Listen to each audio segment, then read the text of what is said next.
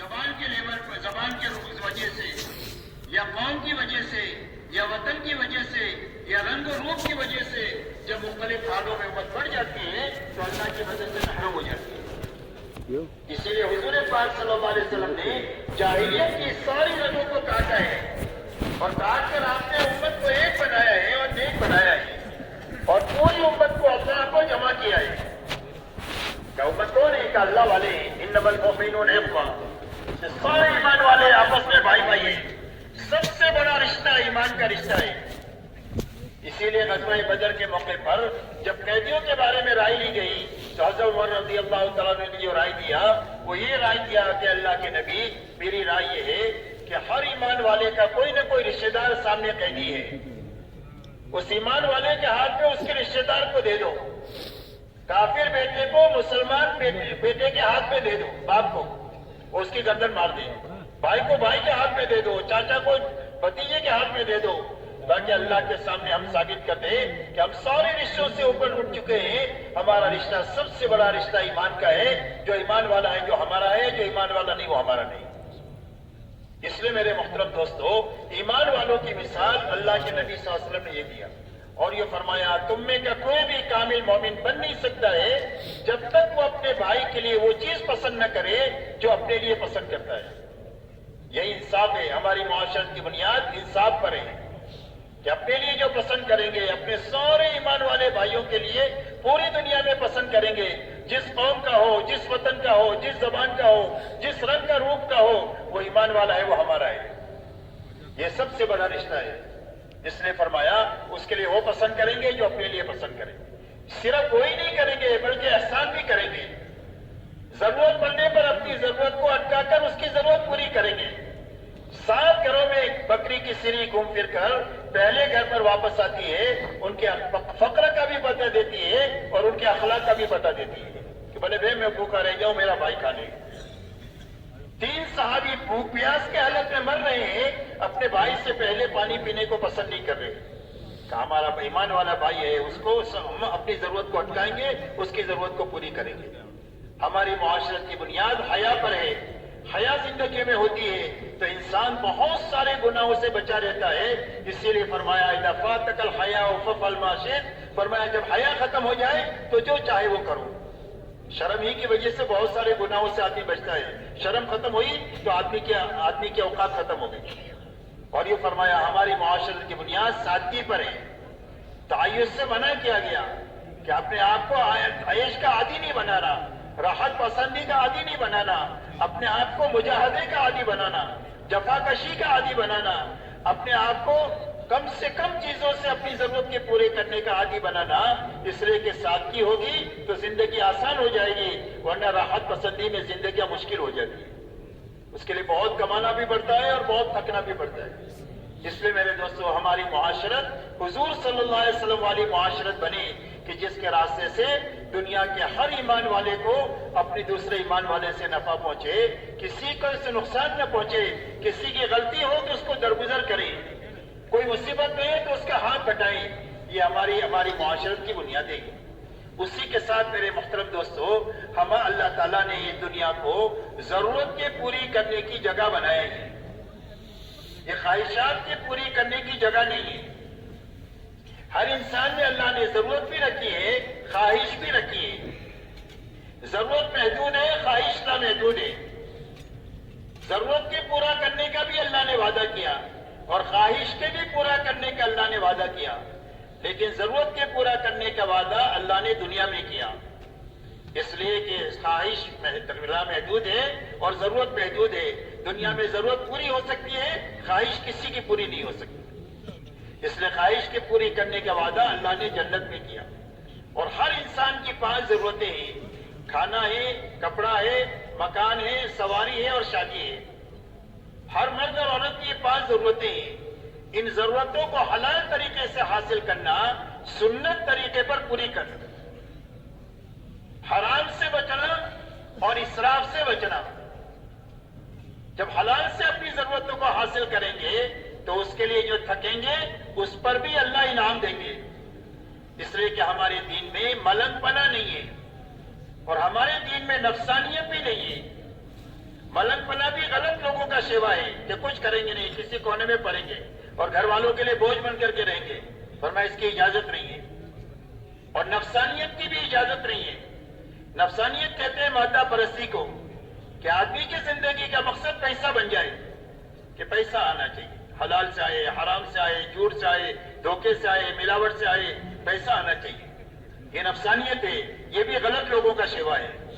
اسلام ان دونوں کے بیچ کا صراط مستقیم ہے کہ ہر مسلمان کی گھریلو زندگی ہوگی، ہر مسلمان کی کاروباری زندگی ہوگی، لیکن وہ دینداری کے ساتھ ہوگی اور دین کی محنت کے ساتھ ہوگی۔ اس پابندی کے ساتھ اللہ تعالیٰ نے اسلام عطا فرمایا۔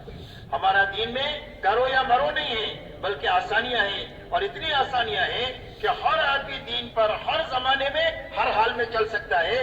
اللہ نے اتنا آسان دین دیا، اس لیے اپنی ضرورتوں کو حلال طریقے سے حاصل کرنا، سنت طریقے پر پورا کرنا، رہا خواہشات اس کو آخرت کے لیے چھوڑنا۔ دنیا میں اللہ نے خواہشات کیوں رکھی ہر آدمی میں لامحدود؟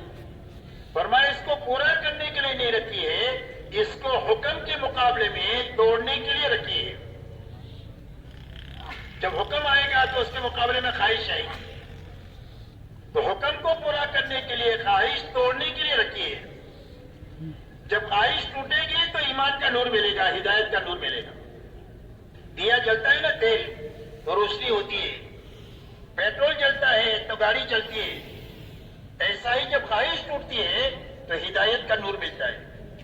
حدیث پاک میں آتا ہے کہ ایک آدمی راستہ چل رہا ہے، سامنے کوئی حرام چیز آ گئی، اس نے اپنی نگاہ کو نیچی کر لیا، تو فرمایا اللہ اس کو ایمان کی حلاوت نصیب کریں گے جو اپنے دل میں وہ محسوس کرے گا، اس لیے کہ اس نے خواہش کو توڑا ہے حکم کو پورا کرنے کے لیے۔ ایسا ہی پوری زندگی میں خواہشات اللہ کے حکموں سے ٹکرائے گی، تو حکم پورا کرنا اور خواہش کو توڑنا، یہ توڑنے کے لیے اللہ نے رکھا۔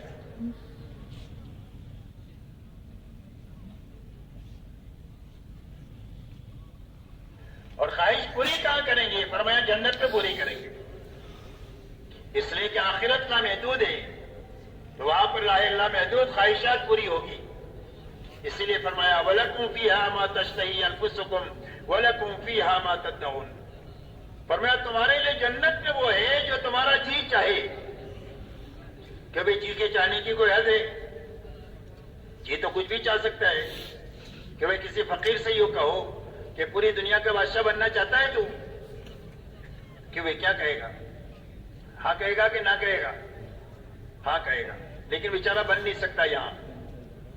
لیکن آخرت میں اس کی خواہش پوری ہوگی۔ ہر آدمی اپنی جنت میں جنتیوں کی شاہانہ شان سے رہے گا، بادشاہوں کی طرح۔ اسی لیے فرمایا وَإِذَا رَأَيْتَ ثَمَّ رَأَيْتَ نَعِيمًا وَمُلْكًا كَبِيرًا۔ اے مخاطب تو دیکھے گا، پھر دیکھے گا، کیا دیکھے گا؟ فرمایا نعمتوں کا لامتناہی سلسلہ ہوگا جو کبھی ختم نہیں ہوگا، کبھی روک ٹوک نہیں ہوگی، اور ہر ایک کا بہت بڑا ملک ہوگا۔ کم سے کم درجے کا جو جنتی ہوگا اس کی جنت پوری دنیا سے 10 گنا بڑی جنت ہوگی۔ پاکستان سے بڑی نہیں، پوری دنیا سے 10 گنا بڑی جنت ہوگی، اور اس جنت میں جوان بنا کر داخل کریں گے، کبھی بوڑھا نہیں ہوگا، تندرست بنا کر داخل کریں گے، کبھی بیمار نہیں ہوگا، خوبصورت بنا کر داخل کریں گے، کبھی بدصورت نہیں ہوگا، زندگی دے کر داخل کریں گے جہاں کبھی موت نہیں آئے گی۔ ہر ایک کی جوانی یوسف علیہ السلام، ہر ایک کا حسن حضرت یوسف علیہ السلام جیسا ہوگا، ہر ایک کی آواز حضرت داؤد علیہ السلام جیسی سریلی ہوگی، ہر ایک کے جوانی حضرت عیسیٰ علیہ السلام جیسی ہوگی، سب کی عمر 33 سال کی ہوگی جنت میں، اور ہر ایک کا قد حضرت آدم علیہ السلام جتنا ہوگا، اور ہر ایک کے اخلاق جناب محمد رسول اللہ صلی اللہ علیہ وسلم جیسے ہوں گے، اور ہر جنتی کو 100 آدمیوں کی طاقت دے کر اللہ جنت میں داخل کریں گے۔ اللہ کا دیدار ہوگا، جیسے چودھری رات کے چاند کو دیکھتے ہیں کوئی چیز رکاوٹ نہیں بنتی، اس طرح اللہ کے دیدار میں کوئی چیز رکاوٹ نہیں ہوگی۔ اللہ مہمانی فرمائیں گے، اور ہر آدمی نبیوں کی جو جتنا کام کرے گا وہ نبیوں کی کرسی کے اتنا ہی قریب ہوگا، اور اللہ تعالیٰ کی مہمانی میں جب سارے جنتیوں کی مہمانی ہوگی، اور ہر نعمت لازوال ہوگی، کبھی ختم نہیں ہوگی، اور کبھی اس پر روک ٹوک نہیں ہوگی، لا مقطوعۃ ولا ممنوعہ، کبھی ختم بھی نہیں ہوگی، کوئی روک ٹوک بھی نہیں ہوگی۔ اس لیے میرے دوستو اللہ تعالیٰ خواہشات پوری کرنے کے لیے جنت بنائی ہے، اور دنیا ضرورت کی پوری کرنے کی جگہ ہے، اس کو حلال طریقے سے حاصل کرنا ہے، سنت طریقے پر پوری کرنا ہے، حرام سے بچنا ہے اور اسراف سے بچنا ہے۔ اس لیے کہ حلال اور حرام کی تاثیر ایسی ہے جیسا کہ کھانے کی ہوتی ہے۔ آدمی اچھا کھانا کھائے تو طاقت بنے گی، خوشی محسوس ہوگی۔ سڑا ہوا کھانا پیٹ پہ گیا چلا گیا تو کیا ہو جائے گا؟ بدہضمی ہو جائے گی، قے ہو جائے گی، جلاب ہو جائے گا، پھوڑی پھوسی نکل جائے گی، تو کیا ہوا؟ کا فوڈ پوائزن ہو گیا۔ ایسے ہی حلال اور حرام کی تاثیر ہے۔ جب زندگی میں حرام آتا ہے تو حرام سوچتا ہے، اور جب حلال آتا ہے تو زندگی میں حلال کام کرنا آدمی کو سوچتا ہے۔ حلال اور حرام کی اتنی تاثیر ہے۔ ایک اللہ والے فرماتے ہیں میری دعوت کیا ایک نیک آدمی نے، اور اس کا کھانا کھانے کے بعد کئی دنوں مجھے تہجد پڑھنے کا مزہ آیا، اور ایک غلط آدمی کی یہاں میری دعوت ہوئی، اس کا کھانا کھانے کے بعد کئی دنوں میرے اندر بدکاری کا جذبہ پیدا ہوا۔ اللہ میری آپ کی اور پوری امت کی حفاظت فرمائے۔ اس لیے میرے دوستو اپنے کھانے کمانے کی لائنوں کو علماء پر پیش کر کر کے ہر قسم کے حرام سے، ناجائز سے، مشتبہ سے، مکروہ سے نکالتے ہوئے پاک صاف لقمہ ہمارے پیٹ میں جانا چاہیے، اور ہمارے بچوں کے پیٹ میں جانا چاہیے، اور ہماری عورتوں کے پیٹ میں جانا چاہیے۔ ہم حلال کمائی کما کر ان کے اوپر خرچ کرنے کے مکلف ہیں، حرام کمائی کر کے خرچ کرنے کے مکلف نہیں ہیں۔ اس لیے میرے دوستو حرام سے بچانا، حلال سے کمانا، سنت طریقے پر اپنی ضرورتوں کو پوری کرنا، اسراف سے اپنے آپ کو بچانا۔ اس لیے کہ اسراف کی مثال اللہ والے فرماتے ہیں آگ کی ہے، آگ میں کتنا بھی لکڑی ڈالو سب کو جلا دے گی، اس کا پیٹ بھرے گا ہی نہیں۔ ایسا اسراف جب زندگی میں آ جاتا ہے تو ساری جانی مالی طاقت کو کھا لیتا ہے۔ نہ دعوت کے لیے بچے، نہ عبادت کے لیے بچے، نہ اخلاق کے لیے بچے، ساری جانی مالی طاقت کھا لیتا ہے۔ بوڑھے ماں باپ کو سنبھالنے کے لیے نہیں بچتی ہے، یہاں تک کہ فرض نماز پڑھنے کے لیے وقت نہیں بچتا۔ اسراف اتنی زندگی کو کھا لیتا ہے۔ اس لیے اسراف کی اجازت نہیں ہے۔ اسراف سے اپنے آپ کو بچانا اور سنت طریقے پر اپنی زندگی کو لانا۔ سنت میں برکت ہی برکت ہے، سنت میں رحمت ہی رحمت ہے، سنت میں حفاظت ہی حفاظت ہے، سنت میں سب سے زیادہ اللہ سے قرب پیدا کرنے کی طاقت اللہ نے رکھی ہے۔ اس لیے اپنی ضرورتوں کو اس طریقے سے پورا کرنا۔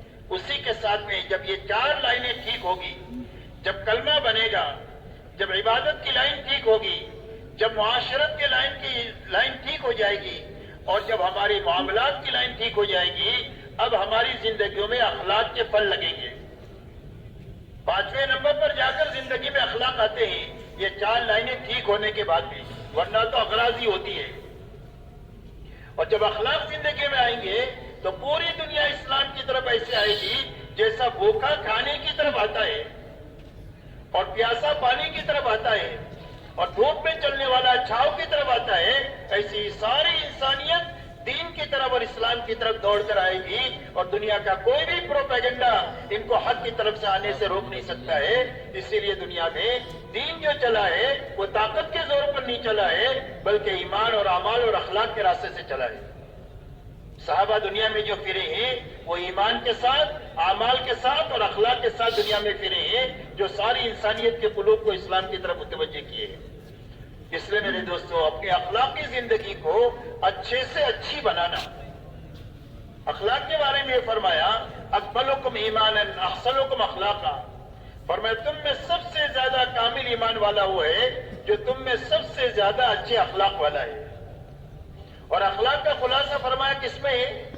فرمایا کسی کو ہم سے تکلیف نہیں پہنچے، سب کو ہم سے راحت پہنچے، اپنوں کو، پرایوں کو، سب کو، ساری انسانیت کو ہم سے راحت پہنچے۔ ہماری کسی کے ساتھ کوئی دشمنی نہیں ہے، ہماری کسی کے ساتھ کوئی دشمنی نہیں ہے۔ ہم اللہ کو چاہتے ہیں، اللہ کے نبی کو چاہتے ہیں، ان کی لائی ہوئی زندگی چاہتے ہیں، اور ساری انسانیت کے لیے ہم بھلائی چاہتے ہیں کہ ساری انسانیت جہنم کے عذاب سے بچ جائے، اور ساری انسانیت جنت میں داخل ہو جائے، اللہ کی ناراضگی سے بچ جائے، اور اللہ کی رضا والی زندگی حاصل کر لے، اللہ کی رضا والی موت مرے۔ یہ ساری انسانیت کے لیے ہم چاہتے ہیں، ہماری کسی کے ساتھ کوئی دشمنی نہیں، اس لیے ہر ایک کے ساتھ میں ہم بھلائی کریں گے۔ اور اخلاق کا خلاصہ حضور صلی اللہ علیہ وسلم نے چند باتوں میں بتایا ہے۔ آپ یہ فرماتے ہیں کہ جو تمہارے ساتھ برائی کرے اس کے ساتھ بھلائی کرو، جو تمہارے پر ظلم و زیادتی کرے اس کو درگزر کرو، معاف کرو، اس لیے کہ معاف کرنا آسان ہے، بدلہ لینا مشکل ہے۔ ایک آدمی نے آپ کو تماچا مارا، کیونکہ وہ اتنا ہی ناپ کے تماچا مار سکتے ہیں، اگر آپ نے زور سے مار دیا تو آپ کا شمار ظالموں میں ہو جائے گا۔ کس میں ہو جائے گا؟ ظالموں میں۔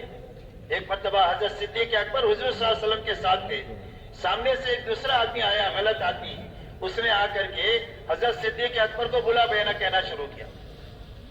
صدیق اکبر خاموش ہے، حضور صلی اللہ علیہ وسلم ہنس رہے ہیں۔ تھوڑی دیر کے بعد صدیق اکبر نے جواب دینا شروع کیا تو آپ وہاں سے چل دیے۔ تو صدیق اکبر نے حضور سے پوچھا کہ اللہ کے نبی وہ مجھے کہہ رہا تھا تو آپ ہنس رہے تھے، اور جب میں نے جواب دینا شروع کیا تو آپ چل دیے یہاں سے۔ تو فرمایا جب تم چپ تھے تو تمہاری طرف سے فرشتہ جواب دے رہا تھا، اور جب تم نے جواب دینا شروع کیا تو مجھے یہ خطرہ ہو گیا کہ کہیں تمہاری طرف سے زیادتی نہ ہو جائے۔ کیا نہ ہو جائے؟ زیادتی۔ اس لیے کہ بدلہ لینا بہت مشکل ہے اور معاف کرنا بہت آسان ہے۔ جب ہم ایک دوسرے کو معاف کریں گے اور درگزر کریں گے تو اللہ بھی ہم کو معاف کر دیں گے۔ اللہ سے معافی لینے کا راستہ اللہ کے بندوں کو معاف کرنا ہے، اللہ کے بندوں کو درگزر کرنا ہے۔ اس لیے فرمایا جو تمہارے پر ظلم و زیادتی کرے اس کو درگزر کرو۔ فرمایا جو تمہارے ساتھ رشتہ داری کو توڑے اس سے رشتہ داری کو جوڑو، جو رشتہ داری توڑے اس کے ساتھ رشتہ داری جوڑو۔ اس لیے کہ صلہ رحمی کا مسئلہ تو بہت اہم ہے۔ قیامت کے دن صلہ رحمی اللہ سے کہے گی اے اللہ جس نے مجھے دنیا میں جوڑا اپنی رحمت سے اس کو جوڑ دے، اور جس نے مجھے دنیا میں توڑا اپنی رحمت سے اس کو کاٹ دے۔ اس لیے ہر حال میں رشتہ داری کو نبھانا چاہیے، چاہے کتنا ہی اپنی آنکھ پر جھیلنا پڑے، کتنا ہی برداشت کرنا پڑے، کبھی رشتہ داری کو خراب نہیں کرنا چاہیے۔ اپنے ماں باپ کے ساتھ، اپنے بھائی بہنوں کے ساتھ، اپنے سسرالی رشتہ داروں کے ساتھ، اپنے اور رشتہ داریوں کے ساتھ، کسی رشتہ داری کے ساتھ میں کبھی بھی بگاڑ نہیں کرنا چاہیے، بلکہ صلہ رحمی کے ساتھ میں رہنا چاہیے۔ اس لیے کہ صلہ رحمی سے رزق میں بھی برکت ہوتی ہے اور عمر میں بھی برکت ہوتی ہے۔ اس لیے فرمایا جو رشتہ داری کو توڑے اس کے ساتھ رشتہ داری کو جوڑو، اور فرمایا جو تمہیں کبھی کھانے چائے پانی کو نہ پوچھے اس کو کھلاؤ پلاؤ، جو کبھی چائے پانی کا نہ پوچھے اس کو کھلانا پلانا۔ فرمایا اولین اور آخرین کے اخلاق ہے۔ اور حضور صلی اللہ علیہ وسلم کے زمانے میں جتنی زبردست جاہلیت تھی وہ جو ختم ہوئی ہے وہ آپ کے اخلاق کے راستے سے ختم ہوئی ہے۔ جو آپ کے جان کے دشمن تھے وہ آپ کے لیے جان دینے والے بن گئے، جو آپ کے جان لینے والے تھے وہ جان دینے والے بن گئے، اور جو آپ کے دشمن تھے وہ آپ کے دوست بن گئے، اور آپ کے اوپر اپنا سب کچھ نشاور کرنے والے بن گئے۔ میرے دوستوں حدیبیہ کے موقع پر سہیل ابن عمرو یہ لکھنے کے لیے تیار نہیں ہے بن محمد رسول اللہ، لیکن اللہ تعالیٰ نے فتح مکہ کے بعد حجۃ الوداع میں ایسا حال بنایا کہ سہیل ابن عمرو کھڑے ہیں، حضور صلی اللہ علیہ وسلم حلق کرا رہے ہیں اور آپ کے بالوں کو اٹھا رہے ہیں اور اپنے آنکھوں سے چوم رہے ہیں، اور آپ وضو کر رہے ہیں اور آپ کے وضو کو لے کر کے اپنے بدن کے پر مل رہے ہیں۔ جو محمد رسول اللہ لکھنے کے لیے تیار نہیں ہے کہ اگر آپ کو اللہ کا نبی مانتے ہیں تو جھگڑا کا ہی کا تھا، آپ لکھو بن محمد ابن عبداللہ، لیکن اللہ نے ایسی زندگیاں بدلی ہے وہ آپ کے اخلاق کے راستے سے بدلی ہے۔ اسی لیے آپ اندازہ لگاؤ حضور پاک صلی اللہ علیہ وسلم جب فاتحانہ طور پر مکہ مکرمہ میں داخل ہوئے ہیں تو مکہ مکرمہ میں آپ کے ساتھ میں 10,000 جان نثاروں کی جماعت ہے، اور مکہ میں وہ لوگ موجود ہیں جو آپ کے لیے آپ کے راستے میں کانٹے بچھائے، آپ کے پر اونٹ کی ہوئی ڈالی، آپ کی بیٹی حضرت زینب کو نیزہ مارا، اور آپ کے خباب کو، خبیب کو، عمار کو، یاسر کو، سمیہ رضی اللہ عنہ مجمعین کو تکلیفیں پہنچائی اور شہید کیا ہے، لیکن آپ نے کسی سے بدلہ نہیں لیا۔ آپ نے فرمایا یہ بتاؤ میں تمہارے ساتھ کیا معاملہ کروں گا؟ مکے والوں نے کہا اخن کریم ابن اخن کریم، فرمایا آپ تو بھلے ہیں، بھلوں کی اولاد ہیں۔ آپ نے فرمایا میں تمہارے ساتھ وہ معاملہ کروں گا جو میرے بھائی یوسف نبی نے اپنے بھائیوں کے ساتھ کیا تھا، جن بھائیوں نے کنویں میں ڈالا اور حالات سے گزرنا پڑا. جب یہ بھوکے ان کے پاس آئے ہیں تو کہا لا تثریب علیکم اليوم، تمہارے پر کوئی لعن طعن نہیں، اللہ تم کو معاف کرے، ہم نے تم کو معاف کر دیا. فرمایا انتم الطلقاء، جاؤ تم سارے کے سارے آزاد ہو. مکے والے کہتے ہیں ہم کو ایسا لگ رہا تھا کہ ہم اپنی قبروں سے نکلے ہیں اور ہم کو نئی زندگی ملی. یہ ایسی اخلاقی زندگی لے کر آپ دنیا میں تشریف لائے، جس کا نتیجہ یہ ہوا کہ پورے مکہ کے 100% لوگ ایمان میں داخل ہوئے سوائے چند کے. اور اس کے بعد میں مکہ کا فتح ہونا کیا تھا کہ اللہ تعالیٰ نے پورے عالم میں ہدایت کے پھیلنے کی ہوائیں چلا دیا. یہاں تک کہ فتح مکہ میں 10,000 ہے، تبوک میں 30,000 ہے، حجۃ الوداع میں 1.25 لاکھ ہے، اور خلافت راشدہ کے 30 سالہ دور میں دنیا کے کونے کونے میں اللہ کا کلمہ بلند ہو چکا ہے اور کفر کا کلمہ نیچے ہو چکا ہے.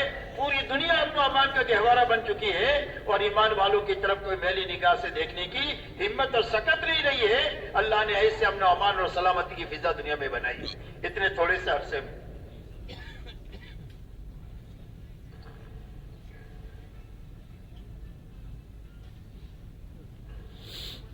اس لیے میرے محترم دوستو، اپنے اخلاقی زندگی کو اچھے سے اچھی بنانا، اس لیے کہ پوری دنیا کے سامنے جو چیز آئے گی وہ ہماری معاشیات آئے گی، ہمارے معاملات آئیں گے اور ہمارے اخلاق آئیں گے. ایمان دل میں ہوتا ہے، نماز ہم مسجد میں پڑھتے ہیں، روزہ پیٹ میں ہوتا ہے، زکوٰۃ ایمان والوں کو دیتے ہیں، حج بیت اللہ میں کرتے ہیں. جہاں کسی بے ایمان کا داخلہ ممنوع ہے. پوری دنیا کے سامنے جو اسلام آئے گا وہ معاشرت کے راستے سے آئے گا، معاملات کے راستے سے آئے گا اور ہمارے اخلاق کے راستے سے آئے گا. اس لیے میرے دوستو، اپنی لائنوں کو اچھے سے اچھی بنانا، یہ دعوت اور تبلیغ کی محنت ان بنیادوں کو زندگی میں لانے کے لیے. اسی کے ساتھ میرے دوستو، اپنی منزل اللہ کو بنانا، آخرت کو بنانا. کہ ہم اس دنیا سے کیا چاہتے ہیں؟ فرمایا اس دنیا سے ہم پھوٹی کوڑی نہیں چاہتے. ملک والوں کو ملک مبارک، وزیروں کو وزارت مبارک، مال والوں کو مال مبارک. ہم کو کسی سے پھوٹی کوڑی نہیں چاہیے اور ہم کو اقتدار بھی نہیں چاہیے. ہم اللہ چاہیے ہمیں اور ہمیں آخرت چاہیے. حضور پاک صلی اللہ علیہ وسلم نے اس امت کو آخرت کی بنیاد پر اٹھایا ہے، ملک و مال کی بنیاد پر اٹھایا ہی نہیں. حالانکہ آپ کے علم میں یہ بات تھی کہ آپ کی محنت کا انجام یہ ہوگا کہ بڑی بڑی طاقتیں زیر ہوگی اور حق کی طرف آئے گی، لیکن اس کے باوجود آپ نے اپنے امت کو ملک و مال کی بنیاد پر نہیں اٹھایا. آپ اندازہ لگائیں، جب بے کسی اور بے بسی کے حال میں آپ ہجرت فرما رہے ہیں، اس وقت میں سراقہ ابن مالک نے جب آپ کا پیچھا کیا تو آپ نے یہ فرمایا، اے سراقہ اس وقت تیرا کیا حال ہوگا جب کسریٰ کے کنگن تیرے ہاتھ میں ہوں گے. یہ بشارت دے رہے حضور صلی اللہ علیہ وسلم. آپ کے علم میں یہ بات تھی. عدی بن حاتم آپ کے پاس میں آئے تو عدی بن حاتم آپ نے پوچھا کہ عدی اسلام کیوں نہیں قبول کرتے؟ تو عدی نے کہا کہ میں ایک دین پر ہوں. فرمایا تیرے دین کو میں تجھ سے زیادہ جانتا ہوں، تو تیری قوم کا جو مال کھاتا ہے تیرے دین میں حلال ہے. تو شرم کے مارے نگاہ جھک گئی. پھر آپ نے فرمایا میں بتاؤں تم کیوں نہیں قبول کرتے؟ تم اس لیے قبول نہیں کرتے ہو کہ تم دیکھتے ہو کہ ہماری چاروں طرف کمزور لوگ ہیں کہ جن کے پاس کپڑے نہیں ہیں پہننے کے لیے، ایک دوسرے کی اوٹ پہ بیٹھتے ہیں تاکہ سب ان کے پاس کھانا نہیں ہے، سب کی سب بھوک کی وجہ سے گر جا رہی ہے. ان کے پاس سواریاں نہیں ہیں کہ 10 سوار ایک سواری پر باری سوار ہوتے ہیں. یہاں تک کہ پیر پھٹ گئے تو چتڑے باندھ کر چل رہے ہیں اور تم بڑے آدمی ہو، تم سوچتے ہو کہ ان کمزوروں کے ساتھ ہم کیسے رہیں. آپ نے فرمایا عدی یہ ہماری کام کی ابتدا ہے. اللہ ایک دن وہ لائے گا کہ اس مدینہ میں سارے زکات دینے والے ہوں گے، کوئی بھی زکات کا لینے والا نہیں ہوگا. ایک دن اللہ ایسی خوشحالی کے حالات لائیں گے. اور یوں فرمایا اس وقت میں تم ہماری کمزوری اور بے بسی دیکھ رہے ہو اور چاروں طرف دشمنوں کی یرغمال ہمارے پیچھے دیکھ رہے ہو، لیکن اللہ اس کام سے دنیا میں وہ امن و امان لائیں گے کہ ایک لڑکی صنعاء سے چل کر مکہ مدینہ آئے گی، نہ اس کو اپنے زیورات کی چوری ہونے کا خوف ہوگا اور نہ اپنے عصمت کے لوٹنے کا خوف ہوگا. دنیا میں ہمارے کام سے اتنا امن و امان آئے گا، دنیا میں اتنی سلامتی آئے گی کہ ایک آدمی عراق سے لے کر مکہ مدینہ آئے گا. پوچھا جا گیا کیسے پایا لوگوں کو؟ فرمایا میں نے لوگوں کو ایسا پایا کأنہم من اب و ام واحد، میں نے ان کو ایسا پایا جیسے ایک ہی ماں باپ کی اولاد ہے. سبحان اللہ. کوئی جھگڑا نہیں, کوئی تیری میری نہیں, کہیں مجھے اجنبیت محسوس ہوئی, مجھے ایسے لگا کہ میں اپنوں سے نکل کر اپنوں میں آیا ہوں. کیا ایسے یا ایسا حالات پیدا ہوں گے. اور یہ فرمایا کسریٰ ابن ہرمز کے خزانے فتح ہوں گے اور ان کے فتح کرنے والوں میں تم بھی ہوں گے. یہ حضور صلی اللہ علیہ وسلم جاننے کے باوجود آپ نے امت کو ملک و مال کی بنیاد پر نہیں اٹھایا. اسی لیے انصار مدینہ جب حضور صلی اللہ علیہ وسلم کے پاس تشریف لائے ہیں بیعت کے لیے, تو انہوں نے آپ سے پوچھا اعلیٰ مانو بایا کیا رسول اللہ کے رسول, ہم آپ سے کس چیز پر بیعت کریں؟ تو آپ نے فرمایا تبایعونی علی السمع والطاعۃ فی المنشۃ والمکرہ, فرمایا اس بات پر بیعت کرو کہ میری بات کو سنو گے اور مانو گے. سننا اور ماننا, جی چاہے تو اور نہ چاہے تو. جی کا کیا ہے, جی تباولا ہوتا ہے, کبھی چاہتا ہے کبھی نہیں چاہتا ہے. تو فرمایا جی چاہے نہ چاہے ہر حال میں میری بات کو سنو گے اور مانو گے, اس پر بیعت کرو. وَالنَّفْقَ فِي الْعُسْرِ وَالْيُسْرِ, دین کے لیے خرچ کرو گے, تنگی کی حالت ہوگی تو اور فراخی کی حالت ہوگی, دونوں حالتوں میں دین کے لیے خرچ کرو گے, اس پر بیعت کرو. وَعَلَى الْأَمْرِ بِالْمَعْرُوفِ وَالنَّهْيِ عَنِ الْمُنكَرِ, اس بات پر بیعت کرو کہ بھلائی کو دنیا میں پھیلانے کا کام کرو گے اور برائی کے دنیا سے مٹانے کا کام کرو گے.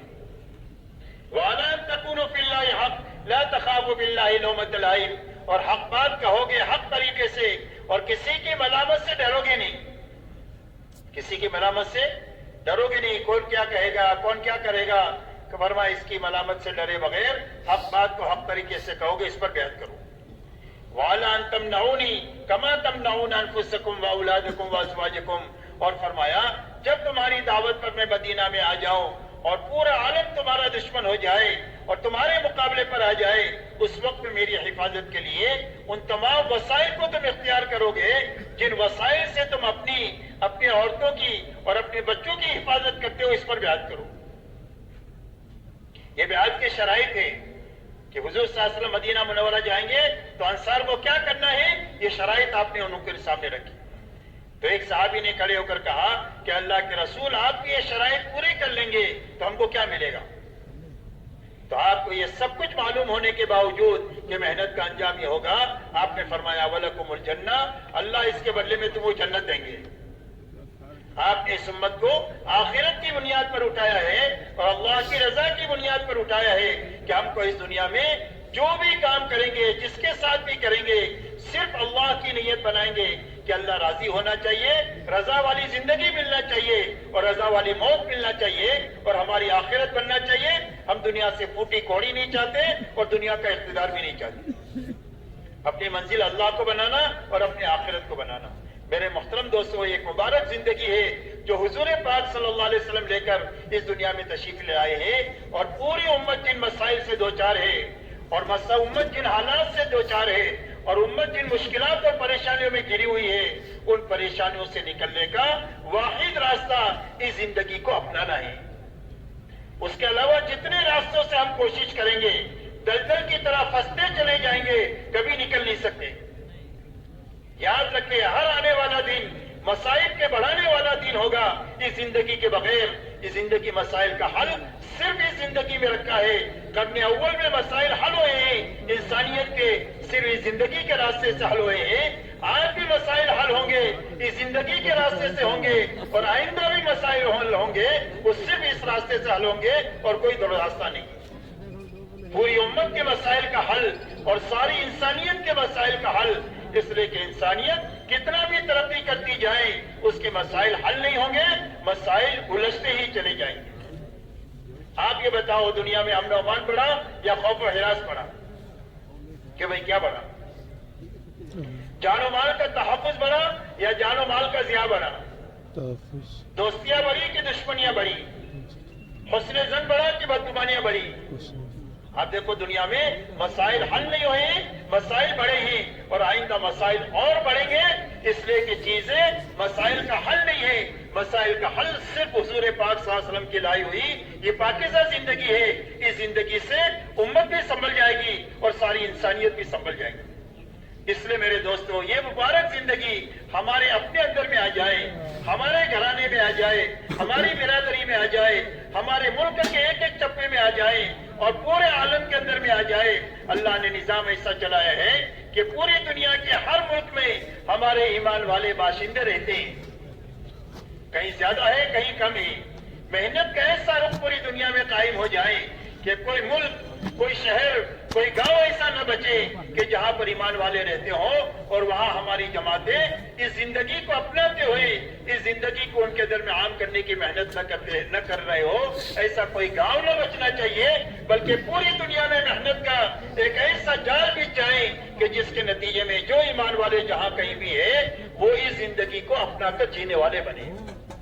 جب یہ زندگی میرے دوستوں دنیا میں وجود میں آئے گی اور ہر جگہ ایک مجمع بنتا چلا جائے گا اور ہر جگہ اس کا ماحول بنتا چلا جائے گا تو یہ مجمع انسانیت کو اس کی طرف آنے پر مجبور کر دے گا اور یہ ماحول انسانیت کو اس طرف آنے کے لیے ان کے شوق کو بڑھا دے گا. اس لیے کہ انسانیت کے مسائل کا حل اس کے علاوہ اور راستے میں ہے ہی نہیں. اس لیے میرے دوستو اللہ نے ایک بڑا کام ہمارے زمانے میں عطا فرمایا ہے. اس لیے اس کام کے بارے میں پورا مجمع آج کے دن یہ کرے کہ انشاءاللہ اس کام کو ہمیں کرنا ہے اور اچھی طرح کرنا ہے. انشاءاللہ. کیوں بھائی